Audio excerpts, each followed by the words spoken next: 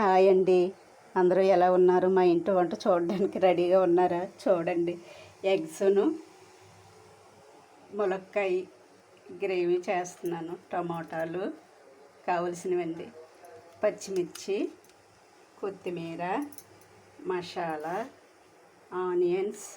చూసారు కదండి ఏ విధంగా తయారు చేస్తానో. మీరు చూసి నేర్చుకుంటారని వస్తే సరే, రాకపోతే ఈ విధంగా తయారు చేసుకుంటే చాలా బాగుంటుందండి. టేస్ట్గా కూడా ఉంటుంది. పిల్లలకి కూడా మనం ఇష్టంగా కూడా తింటారండి. చిన్న గోరు పులుపు కూడా వేసుకుంటే చింతపండు చాలా టేస్ట్గా ఉంటుందండి. ఆహా, ఏమి రుచి!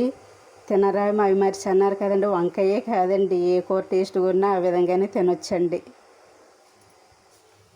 ఇదిగండి చింతపండు గోరు పులుపుకండి.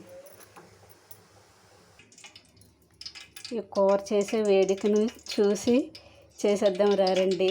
ఇక ఆయిల్ వేసానండి.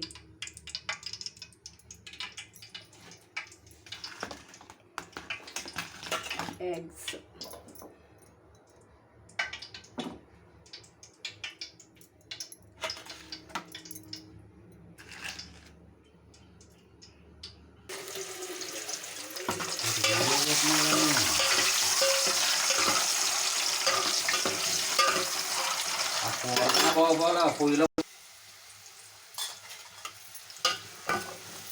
చూడండి ఆనియన్స్ వేసి వేసుకున్నాను.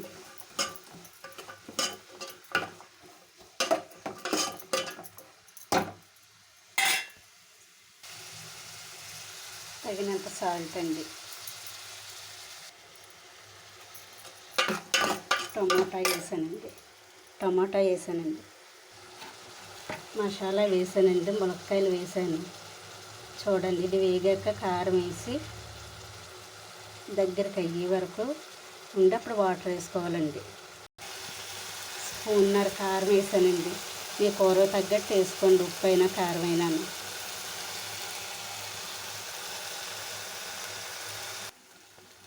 మసాలా అంతా మగ్గిందండి. ఇప్పుడు ములక్కాయ ఉడికేలా కొద్దిగా వాటర్ వేసుకుందాం.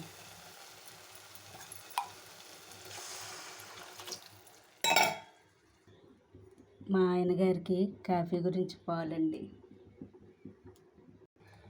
చింతపండు పులుపు వేసానండి. ఇది దగ్గరికి అయ్యాక కట్టేసుకోవడం అండి. నచ్చిందండి మా గుడ్ల కూర. ఫైనల్గా కొత్తిమీర వేసుకోవాలండి. అంతే అండి, గుడ్ల కూర తయారీ విధానం పూర్తయింది.